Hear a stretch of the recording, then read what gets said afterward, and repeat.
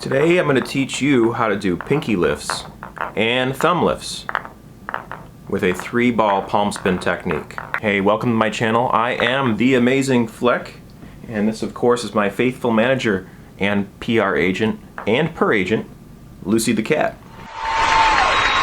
Oh, you're just waking up, aren't you? And welcome to another one of my contact juggling tutorials. So by the end of this video, I'm hoping to teach you how to teach yourself how to do pinky lifts, reverse pinky lifts, thumb lifts, and reverse thumb lifts. Now you'll find that to learn the material on this particular video, it'll be a lot easier on you if you watch my previous video on how to palm spin 3 spheres. To palm spin 3 spheres, you want to make sure you pick 3 spheres that are the same size, that are evenly weighted, and have a very low level of friction between them. So when you set them in their hand and you spin them around in your palm, they spin around with ease and without getting stuck to each other like maybe tennis balls or rubber balls. They would be horrible to try to do this technique with because there's so much friction between them that they won't just roll over each other. So before we move forward, a word on safety. With anything you learn here on my channel, please do so at your own risk. And always be aware of your surroundings. Make sure that in case you drop that you're not going to damage anything that you care about or hurt anything that you love, including yourself or any pets you may have, or human beings, or iPhones, or iPads, or computers, or anything that you care about. So let's get started. You'll take the 3 spheres and put them right in the palm of your hand like this. And you're going to want to hold them in such a way that the 2 are going to be forward and backwards along your hand, so they'll be parallel to your forearm. And then you want to make sure you take your 3rd sphere and put it between your pinky and your ring finger so we can execute the pinky lift properly.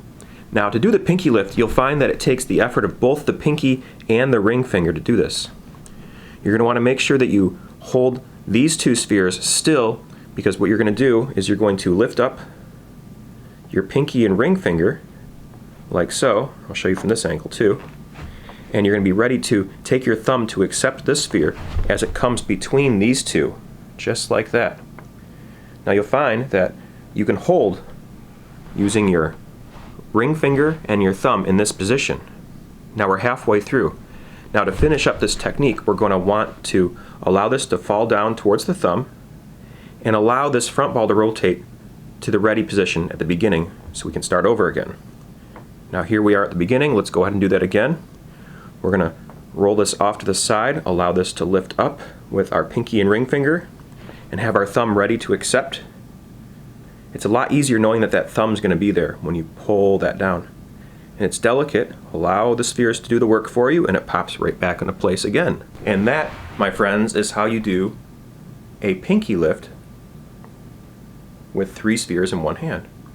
Now reverse pinky lifts are a little bit different. What we're going to want to do is try to hold still the sphere that's between our thumb and forefinger, and we're going to do the same technique we did before about raising this sphere up and over, but instead of pulling this ball over to the top of the 2 and allowing this one to go underneath, we want to let the one behind rotate instead of the one in front rotate. So we're going to push this up and over, and then we're going to hold this one, the one in the front, between the pointer finger and the middle finger, and allow the one in the back to pop down. And there we go. We'll do that again from this angle. We're going to lift up, hold the one in the front stationary between the 2 fingers. That one's not moving at all, and it's just the 2 in the back. And now we have our reverse pinky lifts. So there's your reverse pinky lift, and then there's your standard pinky lift in the front. The standard pinky lift in the front will give the audience this effect that they're rotating up and down and over while you're using the one in the back as a support for those 2. Now reverse pinky lifts don't look as neat to the audience from the front, but from the side they can offer this. If you go regular pinky lift with a reverse pinky lift and you alternate between the 2, it creates this pretty interesting effect from the side angle. From the front, once again, this is more of a friendlier trick or illusion if the audience is in front.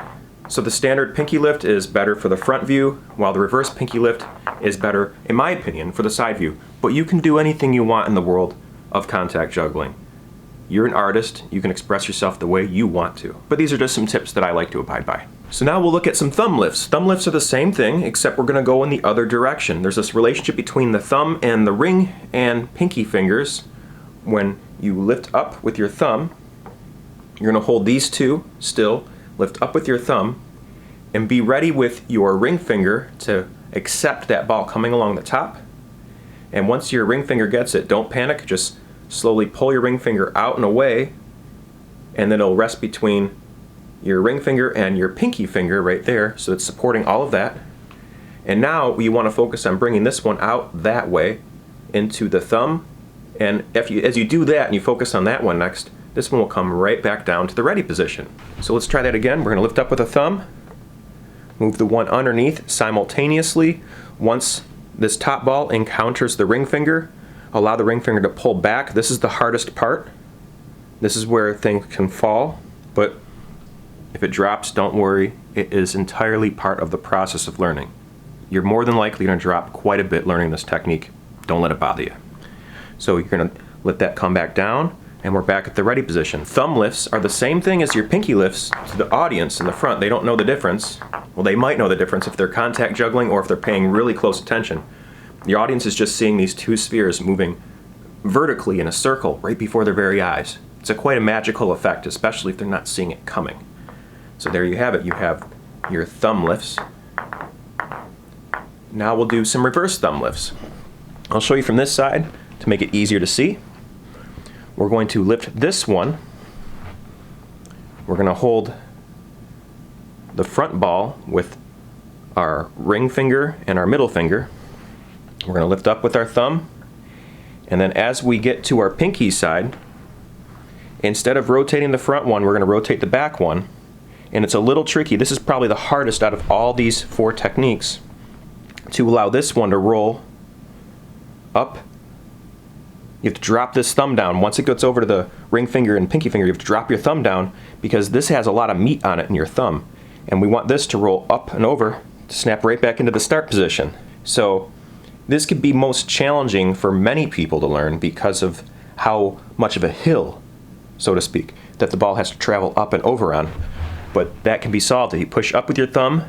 Once you get that top ball supported by your pinky finger and ring finger, you can allow that to fall down a little bit. Now it's between the pinky and ring finger. We have to take this thumb. We have it pushed up here to put that ball up there, but now we have to drop it down low to allow the other one to fall into place. Boom, we got it right back again. So let's do the regular thumb lifts forward. Our audience is over there, or in this case right here, and they see the hypnotizing spheres moving around in the front plane. And then now we'll do the reverse thumb lifts, just in the back like that.